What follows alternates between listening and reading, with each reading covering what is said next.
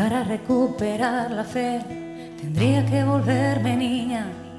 En esta hora hemos interpretado temas de pop, de blues, de country, de ópera, de rock and roll. Canciones tan distintas unas de otras como las intérpretes que las cantaron. Oscuridad, no seré tuya, ni del aire a tu aliada.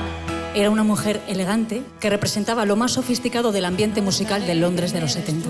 Fue un símbolo femenino de la contracultura de la década de los 60 y la primera mujer en ser considerada una estrella. Fue la primera artista que ganó el Grammy al mejor álbum de música. Durante la ocupación alemana de París cambió su nombre artístico por el de Edith Piaf. No cantaba sus canciones, sino que las sufría, las gritaba, las lloraba con una rabia continua, que se convirtió en todo un símbolo. Era considerada una de las más grandes cantantes líricas de todos los tiempos.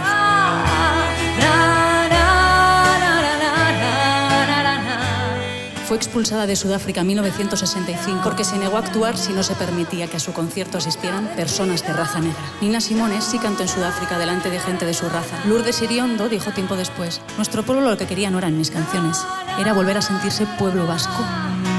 Nunca vencidas. Na, na, na, na, na, na, na, na. Algunas de estas mujeres fueron más incorrectas que otras, pero la voz de todas ellas no solo se ha escuchado hoy aquí, sino que se escuchará por muchos años.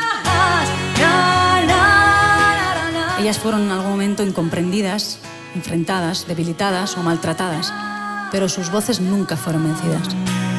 Nunca vencidas.